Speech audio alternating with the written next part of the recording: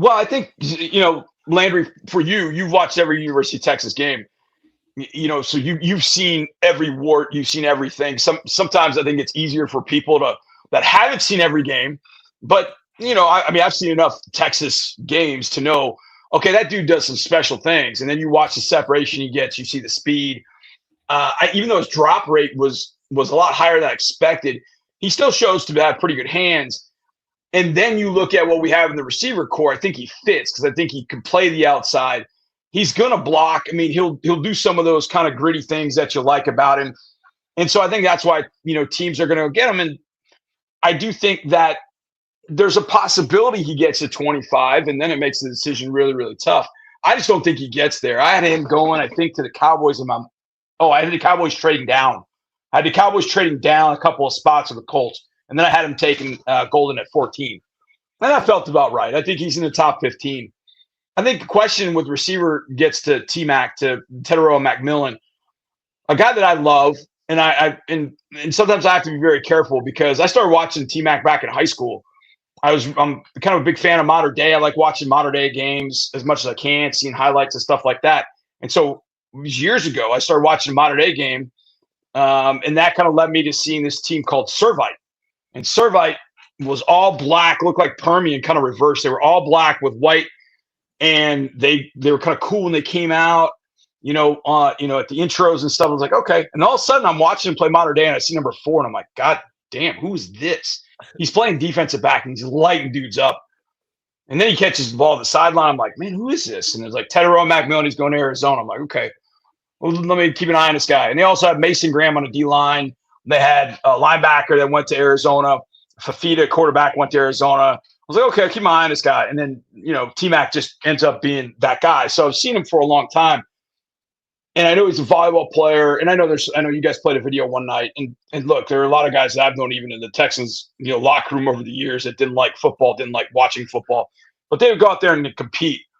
And I was doing a mock the other night, and I had T-Mac close. Like, I had him going to the Packers at 23 to replace, injured Christian Watson. And I started thinking, man, would I do T-Mac? Even though I got T-Mac rated pretty high, would I take him over Booker? And I think that's just hard considering, just how our offensive line is not very good. So I probably would go Booker over everybody. But when I did my mock draft, I made it as tough as possible. I ended up going with Gray Zabel because that's who was left. I had Booker going off the board, I had McMillan going off the board, I had Golden off the board. I had all the guys that I think I would, no matter what, those would be my picks at 25. And then there was Gray Zabel. I was like, this makes sense. And so I went trenches in the first round. I went receiver in the second.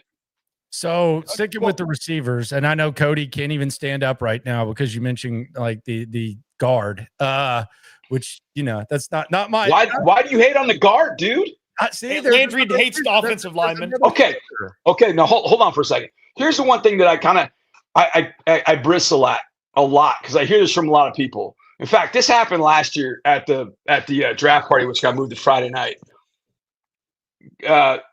A fan came up to me and was just like giving me the business about, I want a tight end. And I kept saying, who? Exactly. Because most of the tight ends I didn't really want.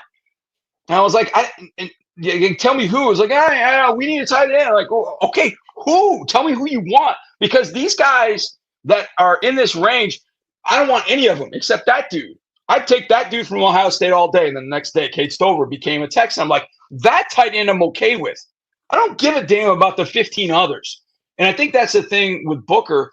I don't want to draft just a guard. I'm drafting Tyler Booker, who plays guard, which to me is a little different because I know that some of the things that he's bringing to the party are a little different than other people they've drafted. Xavier Su'a-Filo, Kenyon Green. I know people have PTSD from the Texans drafting a guard high in a draft. Like I completely get it. And I know Booker is not the perfect prospect, but you guys have talked about it on your shows often.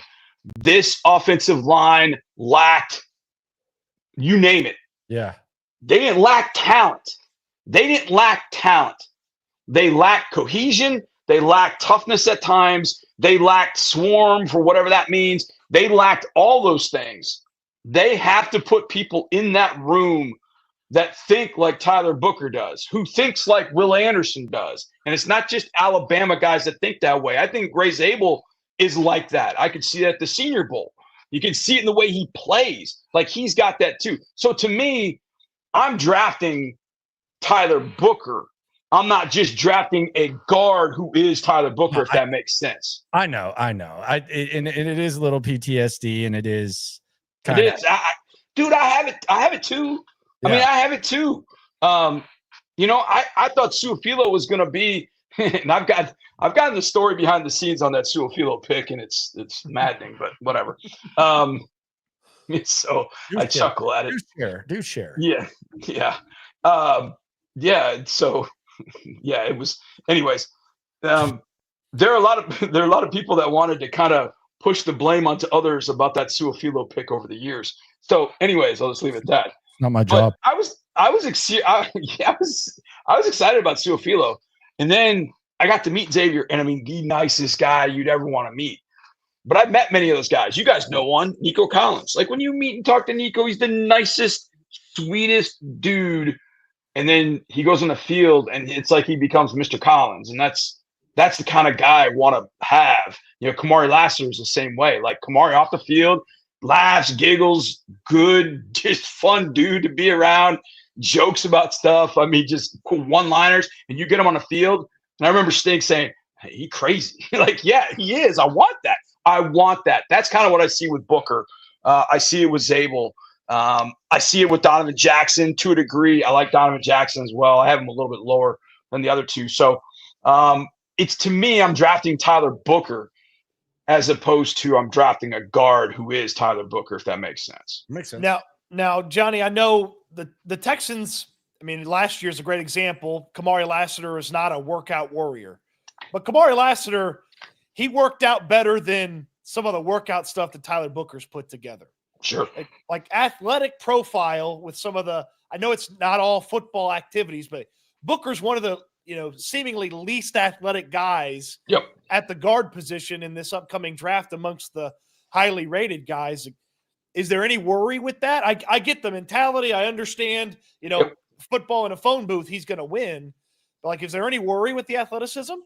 Yeah. It's like talking about, hey, what's the problem with your daughter? Oh man, you don't want to go into it. You don't want to talk about it. Your loved ones, but there is a concern, there definitely is. And I think, like I'm about to say, I think people that are more realistic about what their kids can and can't do keep you out of the Nico Iamaleava situations. That's it.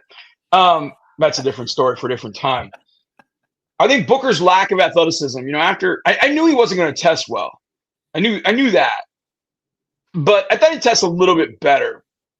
And then I've always kind of been, I like the testing because I do think it gives you kind of a baseline. But I'm like, does it show up on the field? And I think it does a little bit. One of the things that you kind of can see is like when he's moving like a zone game, he's trying to get up to the second level. He can get there, but he has to strain so much to get there. A lot of times he's not in control. He can't then, get a handle on a linebacker. And look, there are a lot of guards that do that. But for a guy that you would think is the best guard in this draft, you think he'd be a little bit better at that. Ironically, the one thing that he does pretty well, which I was a little bit surprised, when he pulls, like when they're running counter and he's got the kick out block, I've seen him numerous times come across, and there's some 245-pound outside linebacker that's going to, oh boy, I got to take this block on. Nope, you know what? I'm going to skate upfield and try and go around him that way. Booker does a nice job of actually changing his course and getting a piece to kind of kick that guy out and letting the running backs cut up inside. So I think there's a little bit of that lack of athleticism in how, he can latch and stay latched to a block. Sometimes he gets bumped off a block because his feet aren't quite right. Most of the guys end up being a little bit better athlete. Like I think Gray is a little bit better in doing that. You can see Gray's feet, man, they're so good because he just runs those feet through a guy, and that'll eventually get him square with a guy where he can then, with his strength hold up. Booker will get there, and his strength up, his upper body strength a lot of times against college guys, he can kind of torque them and move them, and his feet aren't right. if his feet aren't right going against Dexter Lawrence, he's screwed. You know, his feet aren't right and underneath him as he's going against Jeffrey Simmons. Simmons will throw him into the stands. And so that can be part of his game that you go, ooh, okay, I'd like to see this a little bit better. But what he does so well, and his strength in the run game in particular, and the fact that he can pull and be effective when he pulls, I think some of the other things can kind of come along that they can coach him, maybe cut a little bit of weight, and then, you know, coach him to be a little bit better in that regard. And look, I don't know, other than Quentin Nelson, Zach Martin. Zach Martin had to learn how to do all that at guard.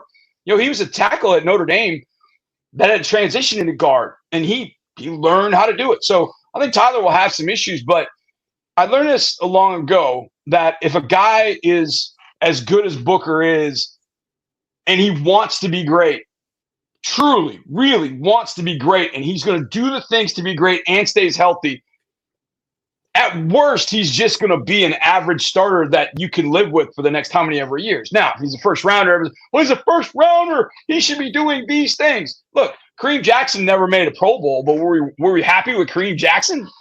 Yeah, for the most part. Eventually. Yeah, eventually. No, he never played that. He should have played his proper position, which is safety, but that's a different story for a different day. That's a little too long. Yeah. But fact is, that lack of athleticism does show up a little bit, Cody, in his feet, and getting his feet under him, and being a little better in that regard. But I find him fascinating because he's got the measurements of a tackle. He's got 34.5-inch arms. He's got 11-inch hands, and his wingspan's like 84 inches. So he can reach a guy that a lot of short-arm guards can't get to. And when he gets his hands on somebody, it's done. And I can't say that we've had a guard like that. We wanted Kenya Green to be that guy. It just didn't work out. Xavier Su'a-Filo was never that guy. He was all over the map. His technique was everywhere all at once, and it wasn't great. I think Tyler's been coached pretty well at Alabama. You can see, you know, his hands are pretty good. His hand placement's pretty good. He's pretty smart with stunts and twists, things that we couldn't pick up to save our lives last year. And then he's going to be that voice in the locker room, hopefully, in due time. Maybe not as a rookie, but soon enough.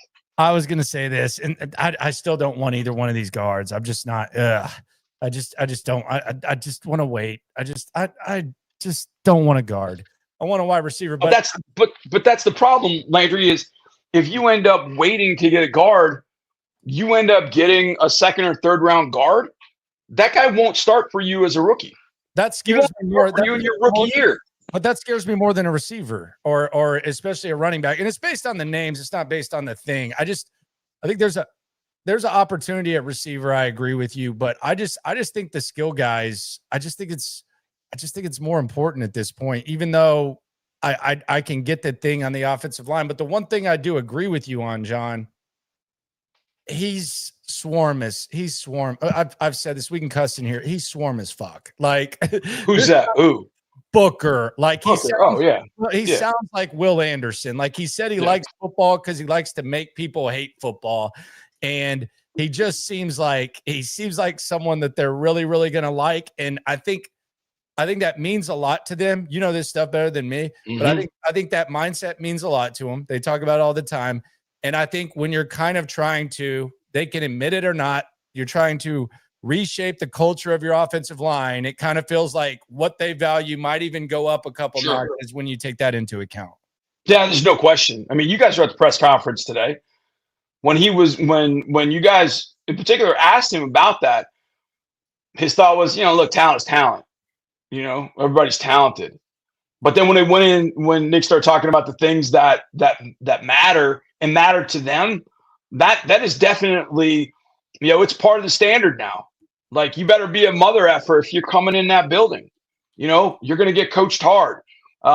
You're going to have to live up to the standard of Derek Stingley and Nico Collins, who get money and then go right into the weight room, say, hey, thanks for that. And then they go right in the weight room, work their ass off. I mean, that's the kind of mentality that group. See, that's the thing that bothers me probably more than anything, Landry. And I'm not saying you're doing it because I get it. I might. Listen, I totally get it. I mean, you don't want your first round pick to be missionary But you know what? If Missionary gets the job done, then so be it.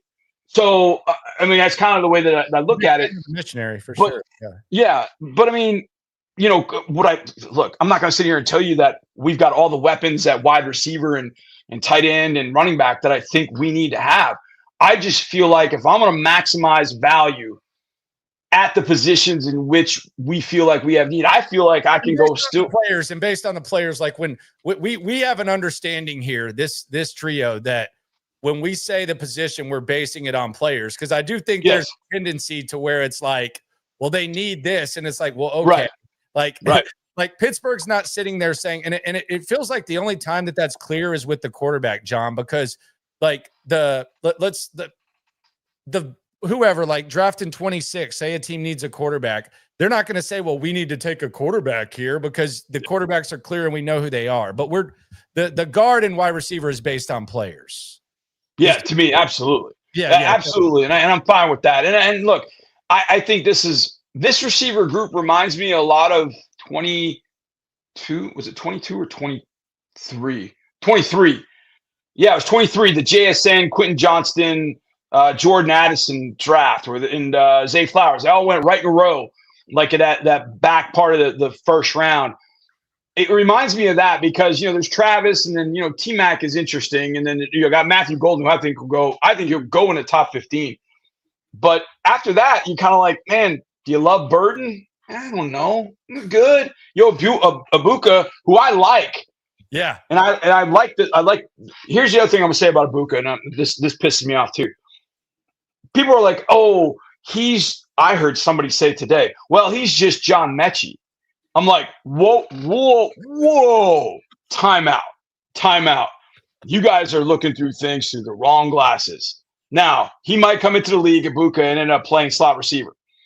But because he played slot receiver at Ohio State, doesn't mean he's coming in to be a slot receiver in the NFL. Justin Jefferson played the slot 100% of the year in 2019. How's that worked out? You know, A.J. Brown played the slot at Ole Miss. The entire last year he was there because DK freaking Metcalf was outside wide. Oh, A.J. Brown's a slot receiver? Hell no. You can miss me with that. And here's the other thing. I'm not going to sit here and tell you Ibuka is, you know, Will Fuller speed, but the dude is 4.45, and you can see him on tape. If you watch closely enough, you can see him pull away from fast guys. So I like Ibuka. And if he ended up being a pick at 25, if all those guys we talked about, Golden, Booker, Zabel, those guys are off the board, and it's like, man, we got Ibuka up there. I'm like, draft him. I'd be completely fine with that at 25 with Ibuka. Obviously, he's got a connection with Stroud.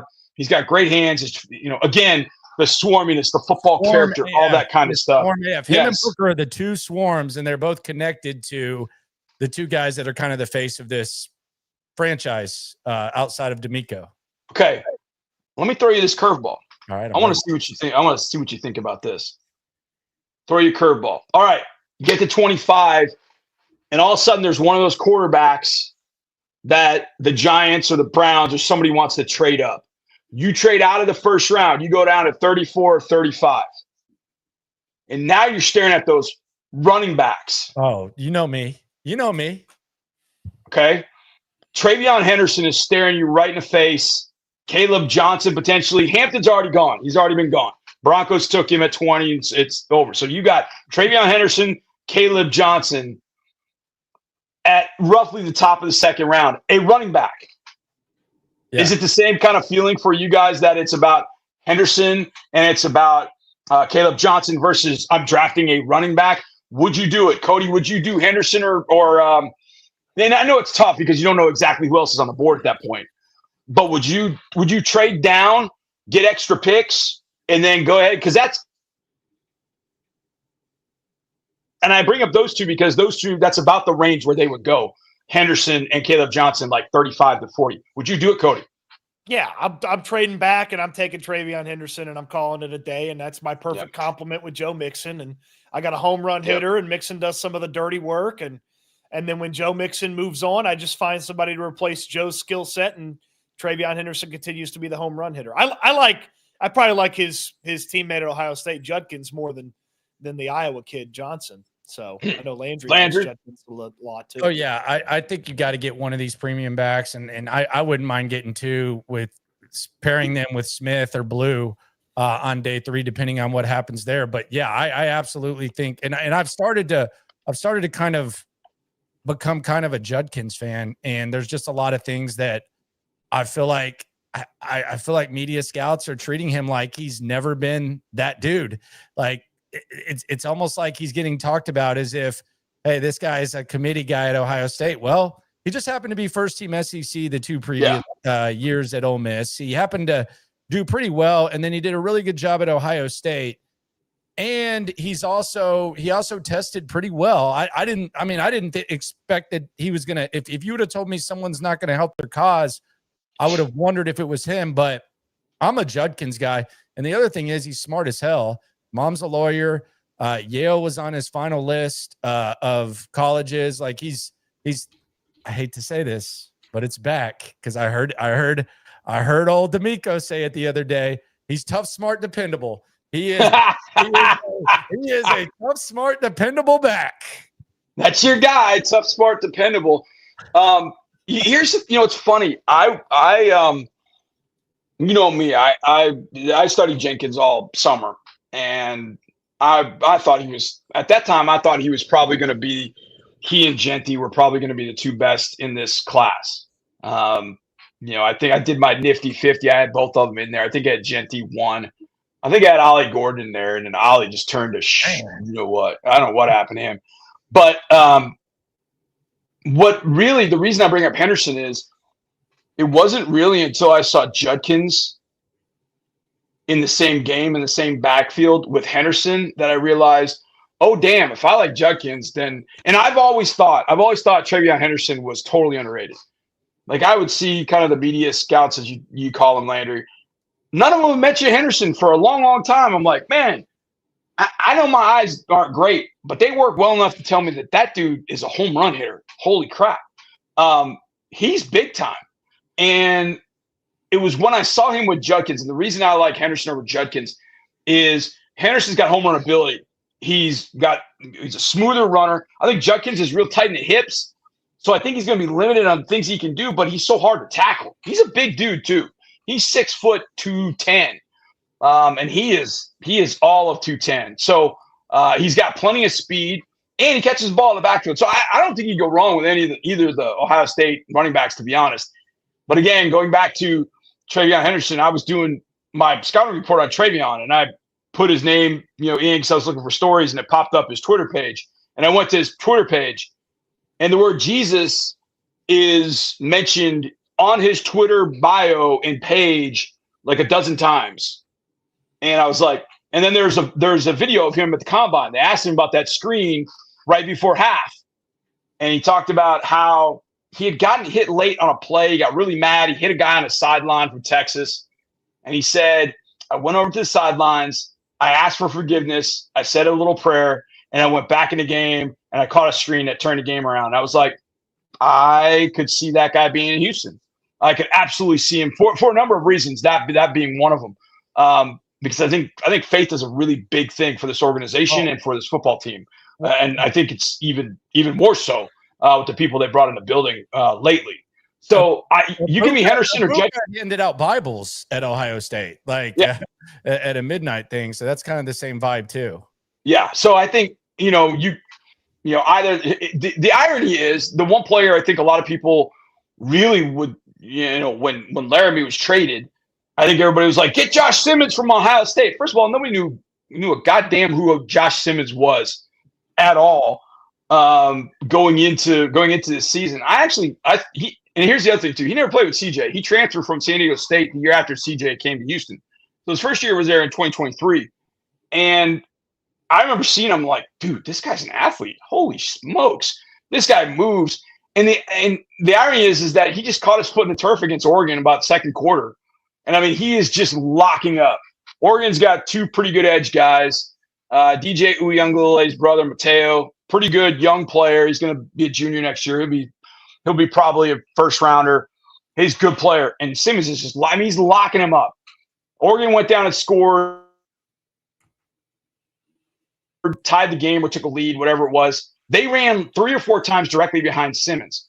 But there's this noise about Simmons off the field, his character, that Ohio State coaches didn't really like him all that much. And so it's like, man, you've got Ibuka and you got Henderson. You got those 2 Ohio State guys, which, I mean, and Judkins, great kid from everything I've heard. But the one position you probably need in a sense going forward is left tackle. But yet the guy at Ohio State is dealing with a patellar tendon and he's dealing with that kind of stuff. And it's like, ugh. But if anybody's going to get the real deal, it's going to be CJ getting it from Ryan Day. So we'll see what ends up happening with Josh Simmons. But I just feel like, first of all, I don't think Simmons, I think when people look at him, they're like, that's a true left tackle. Like, to me, Simmons healthy, take all the other things out of consideration. Simmons is the best left tackle in this draft. He's the best tackle in this draft, the best future in this draft with the skills that he has. He is what a left tackle looks like, the way he protects quarterback, etc. Over Membu, over Will Campbell. Will Campbell's overrated, if you ask me. Over Banks, all of them. But you've got these lingering things with Simmons that you just don't know about. And are you willing to take the risk? Cody, don't just sit there. Stoots hates Simmons. Stoots hates Simmons. You can't draft Josh Simmons. You can't draft him after that knee injury. It's a knee injury that drastically affects a guy's overall ability. More than 50% of players come back with less athleticism after that type of injury. Right. And I didn't like him from the injury standpoint. Then we got all these conversations about, not a great teammate. It's like, right. How do you draft that guy? And then specifically for the Texans, how does he help you in 2025? Because coming back from an injury, he's not playing over Cam Robinson early on. So how does he help you a lot in 2020? I would pull my hair out if they drafted Josh Simmons.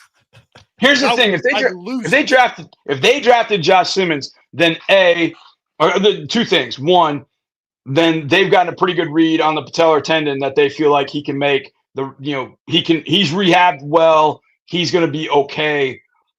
The thing about it is with an injury like that and having Cam Robinson, you get ready when you're ready, because eventually we'll see if Cam, whether he breaks down health-wise or whether he breaks down his play on the field, we're going to need you, Josh Simmons, but it's just not right now. And B, if they got, and this is the thing, I don't think they're going to end up getting great reports because, from the people that I have spoken with, it's the Ohio State staff and coaches that weren't all that pleased with him. So I don't know that you can get there on that. So I wouldn't have a problem with it. If you took that part out of the equation and it's just the patellar tendon, I could actually be okay with it because you have Cam Robinson to play. Look, Josh Simmons is a left tackle. He can play right tackle or guard. A lot of these other guys, Membu could play right tackle, guard.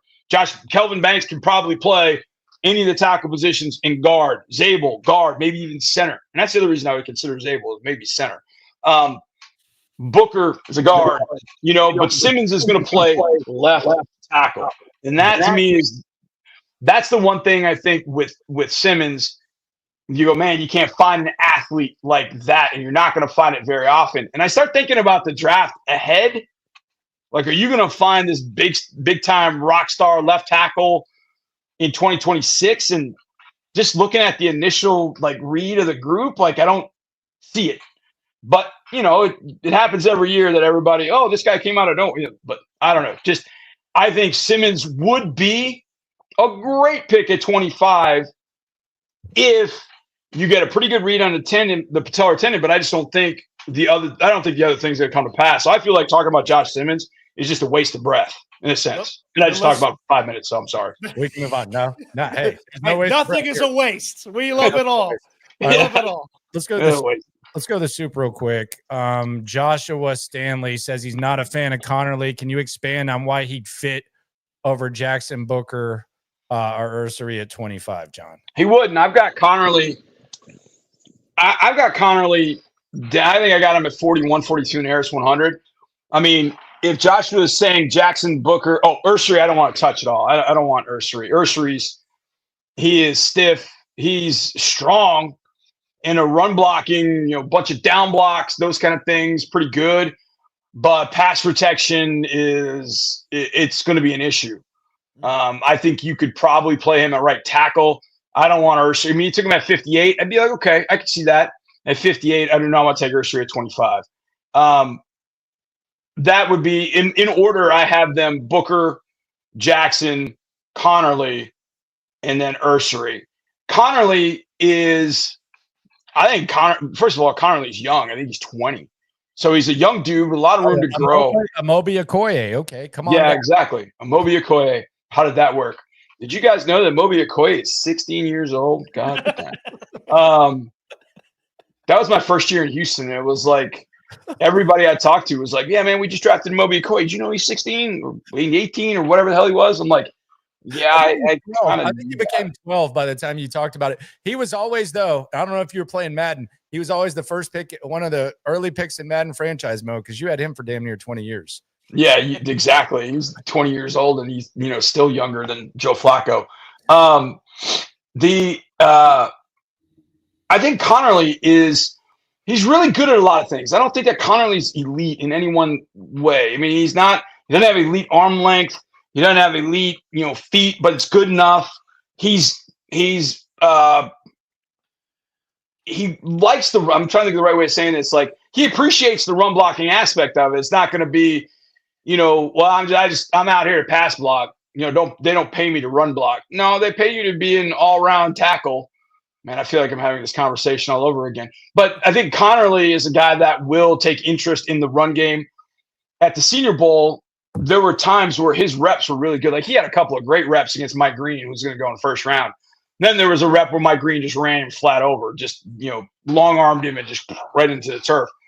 But I'd much rather bet on Connerly than I would a lot of other guys that I could play at tackle. Now, I do think that Connerly could play guard if it came to. I don't know that I'd bet on it, but if I needed to, I think I could play him at guard. And so there's at least some position flex there. Donovan Jackson ends up being kind of interesting one, because I think the college football playoff where he had to play tackle when Simmons got hurt was like, yeah, got to play tackle at Episcopal in Bel Air, and you thought that's what he was going to play. And then kind of like at Ohio State, a lot of guys, we've seen this. You talked about this a lot. Gray Zabel played tackle, he's moving into guard. Some guys coming to the NFL, they're going to move into guard and then move back out to tackle. Maybe Kelvin Banks does that. Well, I think Donovan Jackson was asked to do that at Ohio State so he could get on the field. So they moved him into guard. They had Paris Johnson. I can't remember who the other tackle was, but they had two tackles, Mumford, I think. And then it was, okay, Jackson's going to move from guard out to tackle. But then they had kind of a dearth of interior offensive linemen. So they're like, Donovan, we got to leave you at guard. We're going to bring these other tackles in, including Josh Simmons. And so they left him at guard at that particular time. So I think, sometimes out of necessity, you find something like, oh, damn, I didn't know that guy could do that. I think Jackson showed, hey, he can play tackle. I think he could play right tackle. I would want him as a guard, because I just would like to get his power and his athleticism. I think he's a better athlete than Booker, but I think Booker just has heavier hands. Like, I feel like, whereas Jackson might be Muhammad Ali, he can move and stick and move. I feel like George Foreman, Tyler Booker's George Foreman, if we use a boxing analogy. And so, I think I might rather have Ali. I think I might rather have Ali if we're using the boxing analogy, John. Yeah, I mean, I think Donovan Jackson's the guy that I don't see why they wouldn't like him either. So I wouldn't mind Jackson, Zabel, Booker. I like Connerly. I had my gut feel is that Connerly is going to end up being a guy at 25, that those guys we talked about, Booker, Zabel, Donovan Jackson, maybe not Donovan. I think Donovan might be there, and then it becomes Donovan Jackson versus Connerly at 25. At that point, if I've got Donovan Jackson, Connerly, but then I've got one of the receivers I like, at that point I might go wide receiver, because I like the wide receiver impact a little bit more, because the guys that I really think that I would do no matter what, they're off the board. So at that point I might say, okay, I've got my receivers rated higher than I got these offensive linemen. So am I going to trust my board at that point? Am I going to trust that this receiver is rated higher than this offensive lineman? Let's make the wide receiver. And then, hey, if we want to get that offensive lineman, then maybe we might need to make some moves in the second round to get Abuka at 25, and then maybe go get Donovan in the mid-30s, or go get Connerly in the mid-30s at that point. So I think there's just some options of things that they can do. That's why I feel like 25 is a good spot. But I just feel like some of the, Josh Simmons has been part of the Drew Doherty's mock draft roundup, and I'm like, every time I just want to puke. I'm like, are y'all even paying attention? Like, he's got the knee injury, and have you not seen who we've drafted and what we want this organization to be? It isn't hard as an NFL media member to look around and go, hey, yeah, that might not be good because that's the way they think now. So I don't know, but whatever. I mean, people got to do mock drafts. So what scares me about 25 though is the fact that Minnesota's in front of you and they only have 4 picks, and that kind of sucks. Yep, because they're trading back, right? Like, yeah, that's in my mock draft that just posted last night, Landry. I had the Chiefs going up to 24, and one of the things that I think about the Titus draft. What happened? Texas were at 21 or 22, and everybody's they got to take offensive line. They got to take offensive line. They're going to take an offensive lineman. Go get Andre Dillard. And so what the Eagles do? Well, the Eagles knew they had to get up in front of the Texans, and they took Andre Dillard. And the funny thing is, I don't talk to our scouts a lot about that stuff, but I talked to our scouts then, and I said, "Were you guys going to take Andre Dillard?" And they're like, "Hell no." Our scouts didn't like him.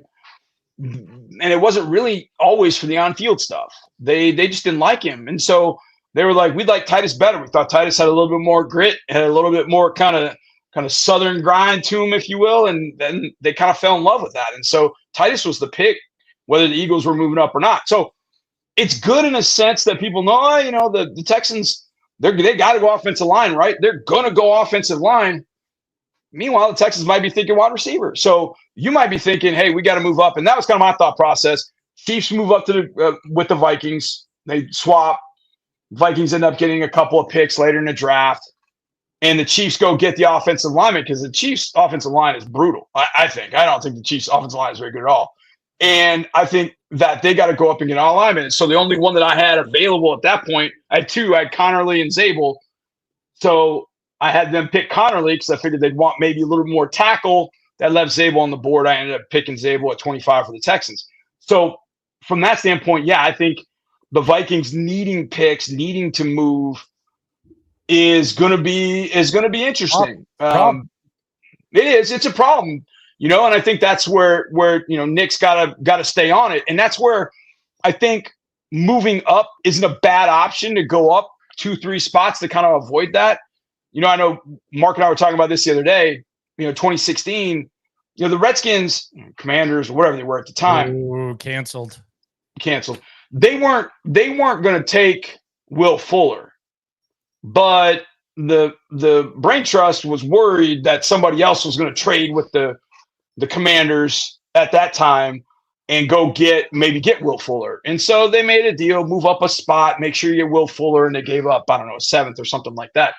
You can move up a couple spots in the 20s if you see your guy or see a few guys that you're interested in that you want to make sure you go get and give up something from next year's draft that you can recoup over the offseason or whatever, and get your guy. So it is definitely going to be worth watching, especially at 24, because the Vikings got to move. The other team I think it's got to move is 15, the Falcons. Yep. The Falcons only have 5 picks. Yep. And so I think those are 2 spots where we could definitely see some movement because they want to get some draft capital back.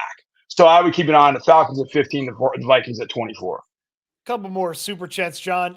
Do you buy the Kenyon Green Tyler Booker comparison? David says Tyler Booker's a louder, not as timid Kenyon Green. No, the actual play doesn't bear that out, right? I think people are going to look at guards and for the most part go, they all look the same to me. And that's what I think, honestly, no offense, David. But, I think that's what you see. It's the same thing. No, not really. I think Booker's got more power at the point of attack than Kenyon did. I think Booker has got more torque strength that if he goes toe to toe with somebody, he's not just going to get, tossed. Booker's actually thicker.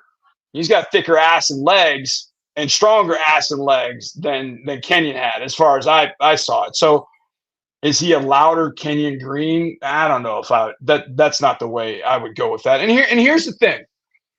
And I believe this in my heart. Unfortunately, it didn't work out. But the first few weeks of Kenyon's rookie year, when he actually was semi-healthy, he did some good things.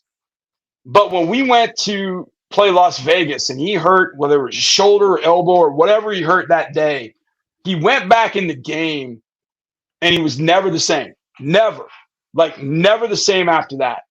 And so I just felt like with Kenyon too, Kenyon had to get his body right, and it just took so long, and then it just never came together. And now he gets an opportunity to go somewhere else, and who knows? Maybe he'll turn into something with the Eagles, maybe not. I don't see Booker. I am too. He's a good dude. Family good. Pretty big professional. Outside of the body thing, like the body took a while, but even in the face, he looked like he was like 12. Did you notice that? Like, did I notice like they're like 30 when they walk in, but Kenyon Green walked in there and it's like, dude, this dude looks like he's like 12. And then I think kind of caught up to it. Yeah. And I think a guy like Tyler Booker doesn't look like he's 12. No. So no, I don't see the only thing that I see is the same between them is that one's a guard, the other's a guard. And that's it. Go. They're both black. There is that. I was going to let you say it. I mean, if we're being honest, it seems like every white quarterback gets compared to Josh Allen. Why not compare guards? Hold on. What the hell? What was the comp I saw the other day? Oh, it was Omari. It was Omari and Hampton to Jahmyr Gibbs. And I'm like, who in their right mind looks at Jahmyr Gibbs and looks at Omari and Hampton and says, yep, same. Like trade up for that. I mean, if that's what the hell? Trade up and get that if you can. Jesus. Goodness gracious. I mean, my comp for Omari and Hampton was Joe Mixon. Yeah. And he compared himself. He mentioned him a few times. Oh, he did? Yeah, at the combine, he mentioned Mixon 3 times, and I said, "Hey, you like Joe Mixon? What's the deal?" Because he said he'd like to pair with him. And he was like, I just like Joe Mixon, blah, blah, blah, which was kind of his comp. Jacob Bass, do they have an Easterby type scout that evaluates the player's Christianity status? Nope. They do not. Trust me. If you've got a dude that loves Jesus and a dude that loves to maul dudes at the point of attack, they're going to go with the dude that loves to maul people at the point of attack. Yeah. Trust me. Arthur says, would y'all do 25 and 89 for Chicago's 39th and 41st? I would consider it because I would take 41. I would probably take 41 and then move down probably a little bit further into the 50s, probably 51, 52 area, and maybe try and pick up that fourth round. Wait, we don't have no fourth, no sixth. We don't have fourth round. Yeah. So I would try and maybe get something at the top of the fourth round as well with 41. So I think if I turn 25 and 89 into 39, 50, 51-ish and 110, I think I would do that. Yeah, I would do that for sure. I mean, I'm definitely willing to move out of the first round. I'm willing to do that, even though I love Booker, really like Zabel. Abuka, man, it could be my guy. But if I got to move down to 39, I'm still getting a dude at 39. I'm fine with that. And it might end up being, like we talked about, it might end up being one of those running backs. Could be Travion, could be Judkins, could be one of those running backs. So I know you got to win in the trenches. But I think if I'm at 39, I'm at 50. Maybe Ursery at 50 might make some sense. I'd rather get him at 58. But if I'm at 39, 50, and 58, I get some dudes with those 3 picks. I'm gonna get some of those guys. And I know that this draft has definitely got a feel of there. To me, there's 2 elite players, Carter and Hunter. There's 2 I might even say 3 elite players with Genty. Then I would say there's 1 near elite, that's Warren. Everybody after that is good players, but flawed. Will Campbell, short arms. I think he's overrated. Membu can't play, won't play left tackle. Kelvin Banks, I think pass protection needs some work, and that's why he's being considered with the Texans. Kelvin Banks Jr. should be going in the top 5, but he's not as good a pass protector as you probably would want a guy to have. Will Johnson, corner from Michigan, is coming off a foot injury. You know, the quarterbacks in this draft, they don't really strike up a lot of confidence. Even Cam Ward, number 1, doesn't strike up a ton of confidence. Like, ooh, we got the next. We got the next one. Like, Cam's number 10 in my Harris 100. So this is a draft where, you know, Josh Simmons, we just talked about his flaws all over the place. Jahdae Barron, even though I love Jahdae, like, where are you playing him? You play him at corner, a little smaller for perimeter corner, but okay. Nickel, he's probably a better nickel. I think he can be a hell of a nickel for a number of different reasons. But you get caught in that, and you're like, okay, well, there's kind of his flaw. So my point of that is players from like 10, 11, 12 through like 45, 50, you kind of throw them into a big pot. Like, I've seen Booker anywhere from drafting in the top 12 to, I think, Kuiper and Field Yates have him at number 47. So it just kind of shows where, you know, it's all over the place. Where's Shamar Stewart going to go from A&M? One of the best athletes in this draft. I wouldn't touch him in the top 10, yet I see people put him in the top 10. I wouldn't touch him in the top 20. I got people saying, oh, he's going to this team for sure. But he's probably going to go pick number, I don't know, 28, 29, 30. Maybe he goes to Philadelphia at the bottom of the round. That's so it's all over the place. And my point being, I'm picking at 39. I make that deal. I'm picking at 39. I move 41, 39, say 50, 58, then 79, 89, and 110. I feel like I'm picking up at least 2 or 3 starters in that mix, at least.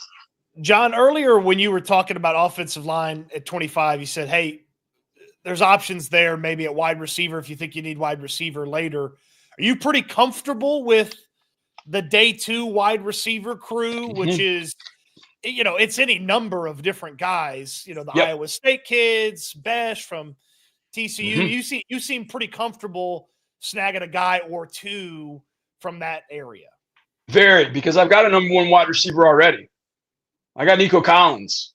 And depending on how Christian Kirk is perceived, I mean, I feel very comfortable. I'm not asking Jack Besh. I'm not asking Jaden Higgins. I'm not asking Jalen Noel to come in and you have to be my number 1 wide receiver because my wide receiver group is just ass. It's not. It's just not. It's not as deep as it needs to be. It needs one more playmaker. It needs a Jalen Royals. I really like the second.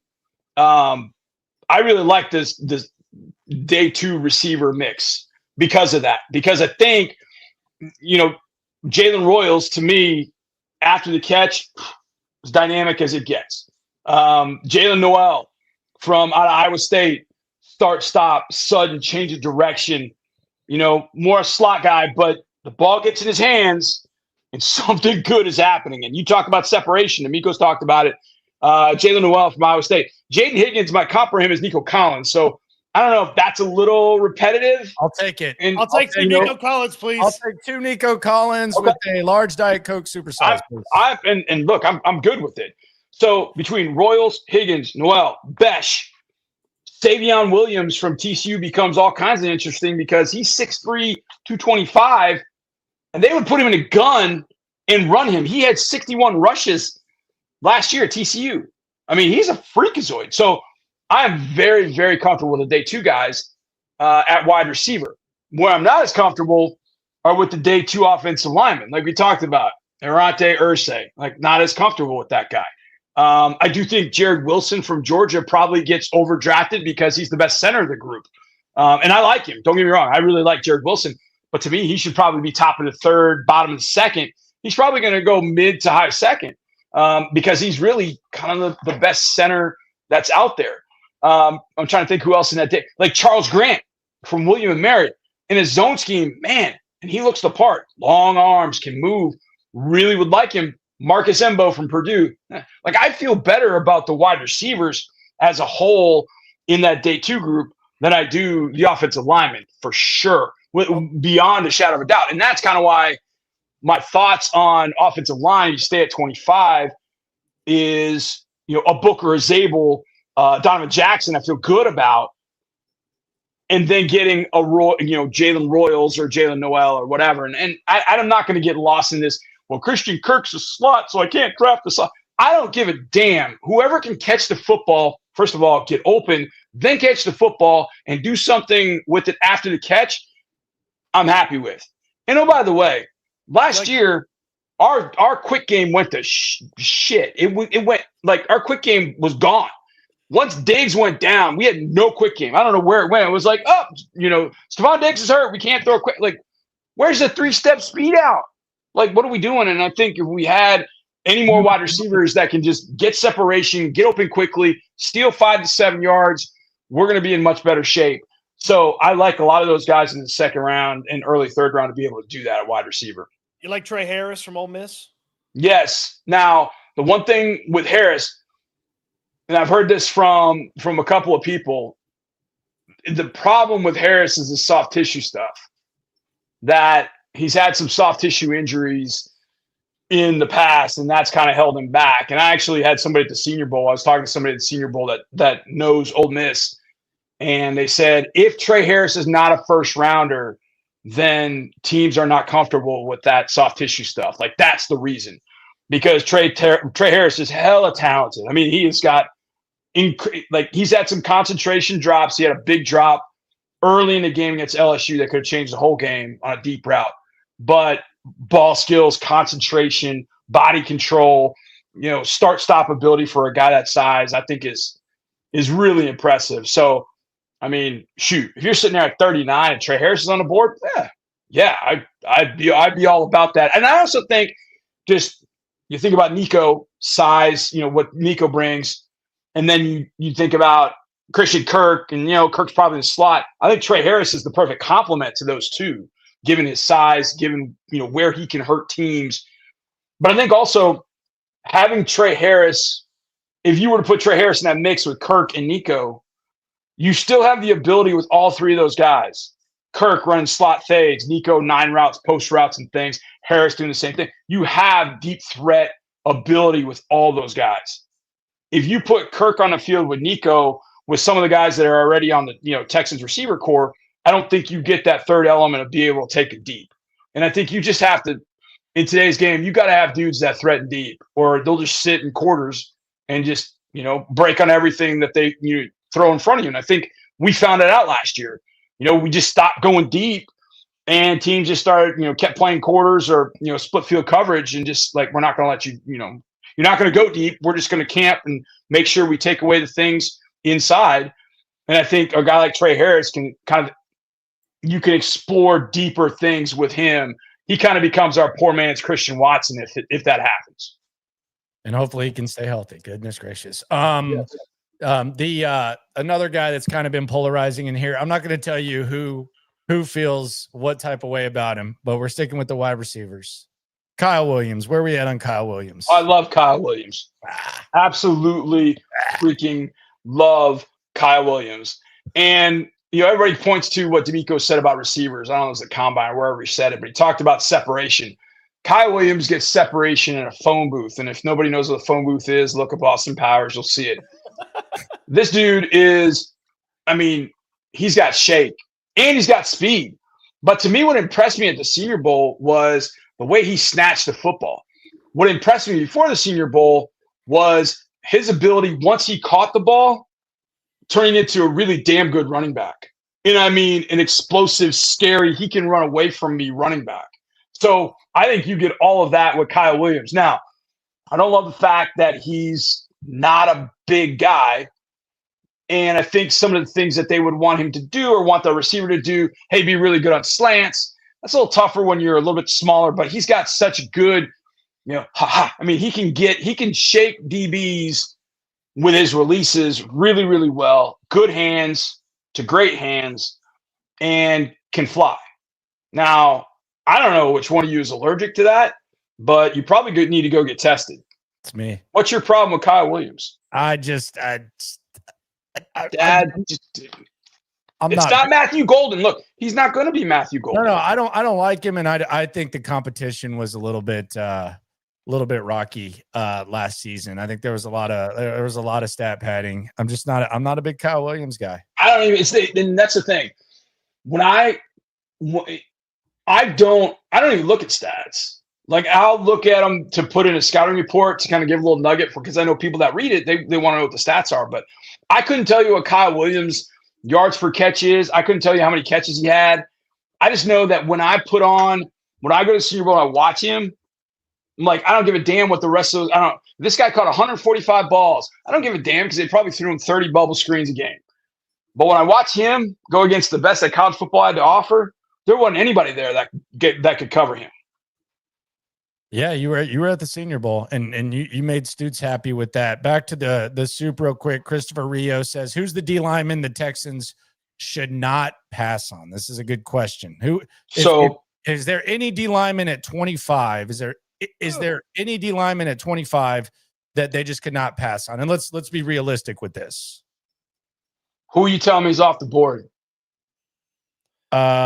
Abdul Carr's okay. off the board. Abdul's gone. I'm not edge. No edge. I'm talking interior guys. Like, is there any scenario? Mason Graham's off the board more than likely. He's off the board. Yeah. After that, is Grant off the board?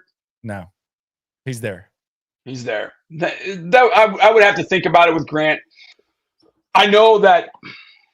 God, I can't believe I'm going to say this after everything we've talked about tonight, but I think the guy that you would – there are two guys that you're really going to have to give consideration to. And one of them, a lot of people haven't heard about, but I think he could end up being – he could go in the first round, and a lot of people are like, wait, who? And I think he could absolutely change what they do inside. The other one is a name that a lot of people know, but they think there are swarm issues with him, and I'm not totally sure about that. The first one's Derek Harmon from out of Oregon. Derek Harmon's a mother effer. He absolutely dominated Ohio State in the regular season game. Like, dominated. 315 pounds, long arms, can play heavy inside, quick as a cat. They would move him outside the defensive end and then loop him inside on certain things. Sometimes he would just rush as a defensive end in a four-man front. So, like, he's got a different level. Like, I watched that Ohio State game. I'm like, God. I'm like, Jesus, who's this?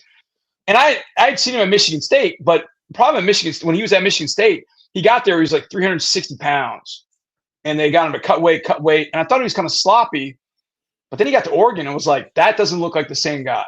And I know Nike jerseys can only do so much. So the two defensive tackles from Oregon, the Houston transfer, Jamari Caldwell, I'd take him maybe early day. Like, if I got that pick at 110, I would think about taking him there. I think he could be a rock star in the middle. He's kind of shorter style. He's like Poona Ford. That's probably a good comp for him. Like, man, could that take a Poona Ford on this defense? Yeah. Run game, sure.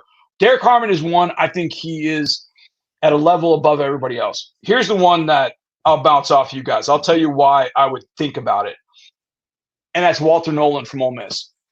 Now, the thing about Nolan is this dude should go in the top 5.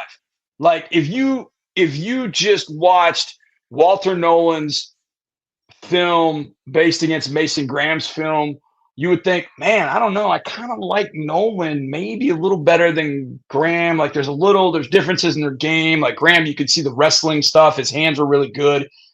Like, Graham deserves to be in the top 5, top 7, wherever he goes. But that guy's pretty good too, Nolan. Why is he rated so low? And I think a lot of it has to do with, the bag chasing, going from A&M to Ole Miss. There were some times that I talked to some people that around the Ole Miss, program. They were like, he would just up and leave practice sometimes because he would be frustrated with himself. He wouldn't be mad at teammates and other things. He would just be mad at himself and leave practice. I'm like, yeah. So I wonder about the swarminess of it. That's not swarm. But when it comes to twitch and bounce off the snap and just destroying people with his athleticism, his power, his everything, that's Walter Nolan. Like, Walter Nolan's a son of a bitch trying to block him. But there are also times when you watch a game, especially last year with Ole Miss, and a lot of times A&M, hey, didn't Walter Nolan transfer to Ole Miss? Like, there he is. And it's the third quarter of the game, and he hasn't done anything. So there are too many of those moments. But when I saw him at the Senior Bowl, like, when they would go one-on-ones, there were times he literally just bounced off the snap so quickly, like a center couldn't get a hand on him. And you're like, God, he's got that club in his bag, but it's not a consistent enough club.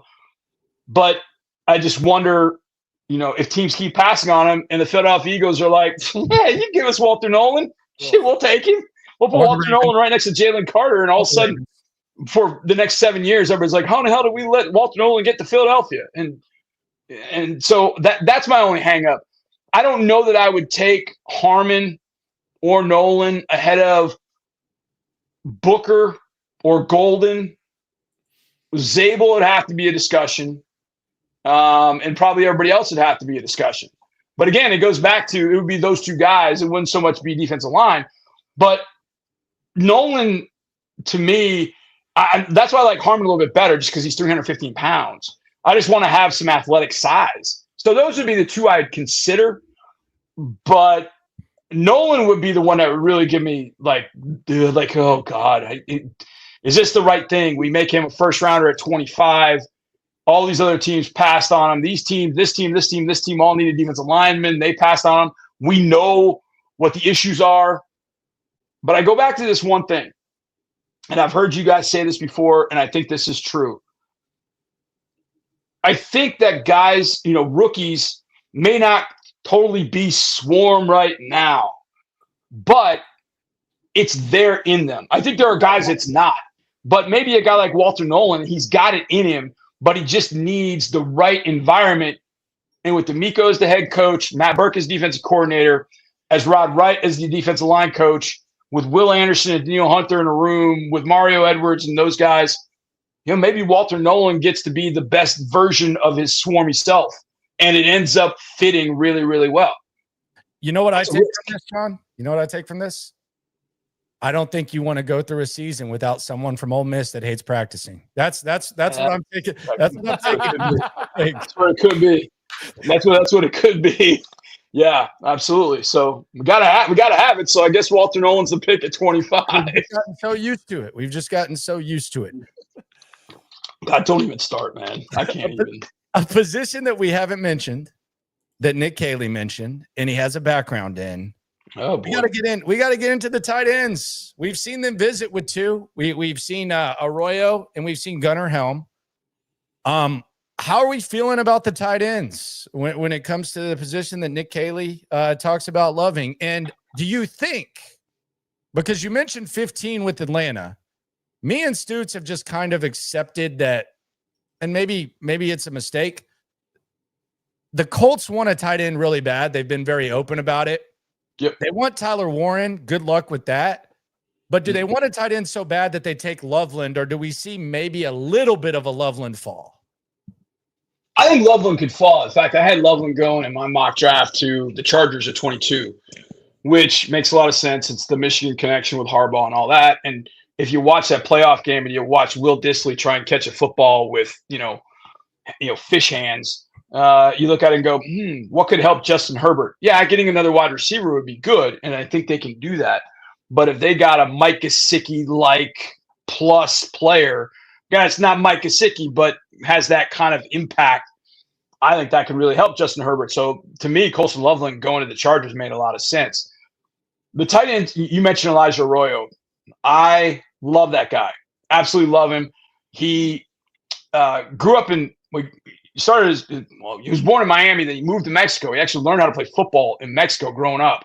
Then once he kind of was like, all right, there could be something here, he ended up moving to Frisco, played his high school ball in Frisco before going back to Miami for college. In the first couple of years, he's all banged up, couldn't get on the field. And you're like, yeah, who is this guy? And so watching the game against Florida, I know Cam Ward is playing for Miami. I like Xavier Restrepo. So I'm like, okay, I want to watch this Miami game. And I'm like, damn, who's 8? Who's that? That dude's a freak. He had one drop in 2024. Great hands. He is more than a willing blocker. Like you can tell he wants to swap paint at the line of scrimmage. And I like that. And he played a little bit more in line than I think people want to believe. When he's at the Senior Bowl, it was all about running routes and getting open and making dudes look like fools. Like he had a double move on a safety from Tulane. And it was like, it was sick. It was ridiculous. He's got soft hands. He can be physical. I think you could play him in line. I think you move him. I think he'd be a hell of a seam threat. I think if you put Arroyo with Cade, you could have a nice little 12 personnel. You could put Arroyo with Dalton Schultz, nice little 12 personnel there. So I think you could have different 12 personnel groups. And hell, if you had Arroyo with Schultz and Stover, now you got 13 personnel. And because Schultz and Arroyo can play like pseudo receivers, now your 13 personnel has all kinds of different wrinkles to it. So I am all about Arroyo. I mean, if it's funny, I came out of Senior Bowl and I had him, I think, at number 40, 39, 40. And I was like, these other sites have him at like 160, 170. Like, do they watch like football? Like, what the hell's going on? And all of a sudden people kind of caught up. And now I might be a little bit low on him, but I think Arroyo is going to go. I love him. Mason Taylor to me is Dalton Schultz. Like, that's my comp. And I've already got Dalton Schultz. So would I like Mason Taylor at 58? Nah, 78 or 79. Yeah, I would. But he's not going to be as dynamic as a guy like Arroyo is. I don't think Loveland gets to me at 25. I just don't. Would I consider it? Yeah, I don't think I would do it though, because I do feel like I've got some options in later rounds. But I think to me, what you'd really like to have, and Tegan Quatoriano was supposed to be this, but that didn't turn out. But you need an inline Y that get the line of scrimmage and go to battle with a 6 technique and win, not just go to battle. So a guy like Jackson Hawes from out of Georgia Tech played at Yale. On him, yeah. I think he's a guy that could kind of fit that. Look, there are not a lot of guys in college that could get on the end of the line of scrimmage and just beat people up. And Hawes can do a little bit of that. But I thought Senior Bowl, he caught the ball well. I was really impressed with that. One-handed grab on the sidelines? Yeah, he showed some hands. So, that's the way we do in the Ivy League, I guess. And then Georgia Tech just, he needed an extra year. So he just decided to, go rough it down in Atlanta. But I think there are some options. I like Fedoni from out of Nebraska. He's kind of an odd-looking guy. He's kind of like gangly and, had his weird-looking knee brace. But, man, he catches the ball and he'd move away from some dudes. So there's some guys I think at tight end. Terrence Ferguson's another one I think could be very interesting in whatever this offense is going to be. So I like this tight end group. I think the question would be I had this thought the other day, like, I don't know, I was driving, I was just thinking about all these different things. I was like, if Tyler Warren somehow got to 9 or 10 and nobody took him for some stupid reason, jump the Colts. Like, would you go up and go get Tyler Warren with all that he could give you? Because he's part running back, he's part tight end, he's part wide receiver. Like, those are 3 positions people are saying we don't have enough of. Well, you could get that one dude. Yeah. And so would you maybe think about that, like going up and getting a guy like Tyler Warren? And he's swarm as F. So, I mean, that's something you think about. Is that crazy to think about? Man, how much would you have to give up? But to me, then I clear heads and I was like, wait a second. Jacksonville has no tight ends. Jacksonville's taking Tyler Warren. My God, the Gladstones got to go get Warren, right? They got to have a game breaker to go with Brian Thomas. And I don't know if they're going to feel great about a receiver there unless Travis falls in them at 5, and I don't think that's happening. They got to take Tyler Warren. So then I just kind of thought about that. But I'm like, if Warren somehow got beyond 10 or got to 9, 10, 11, maybe he gets to 11 at San Francisco, and we know some people in San Francisco, maybe that's a call you make. I don't know.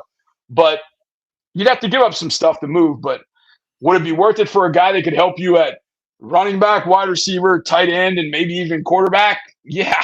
So I would think about that. He's an interesting dude. But I like this tight end class. I just feel like you're not going to have either one of Warren or Loveland options at 25.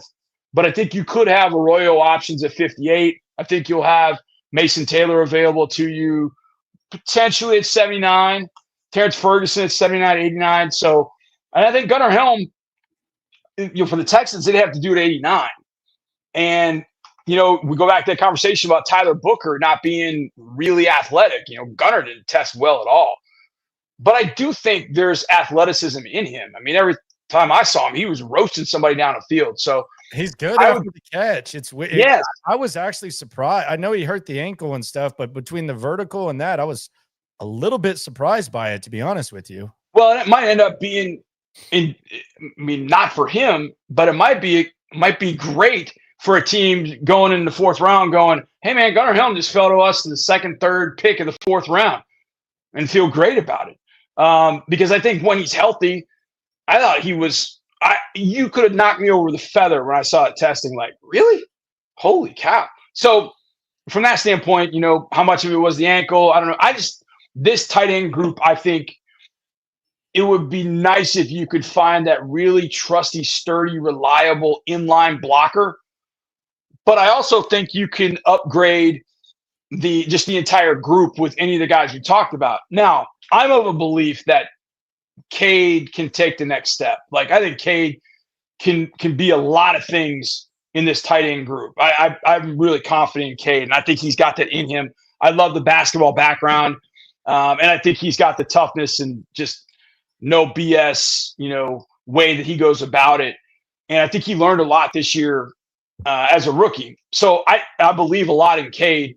Dalton didn't have a great year.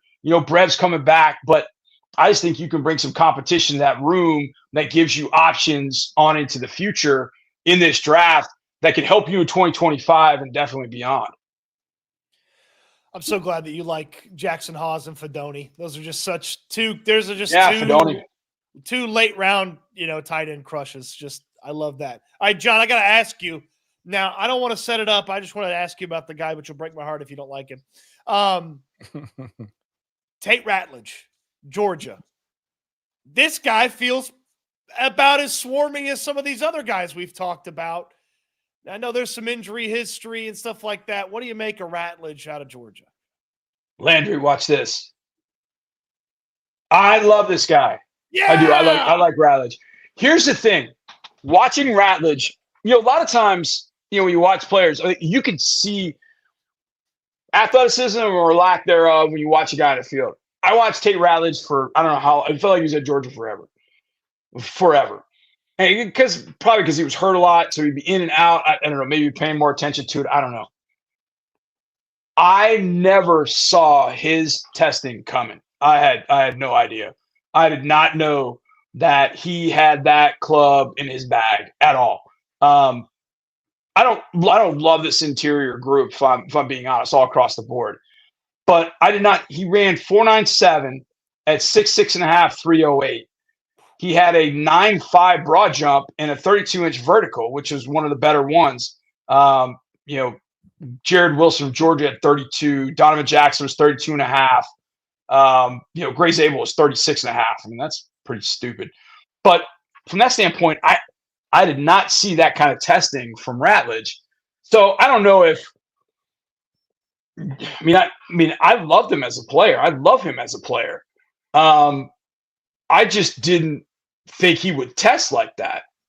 So I kind of went back to watch him again and think, okay, did I miss something? Like, no, he's the player I thought he was. Like, he's still gritty, grimy. Like, he gets in the dirt. Like, he's got a little extra push on the, on a defender, beyond the pile and all that kind of stuff. But I'm okay with that.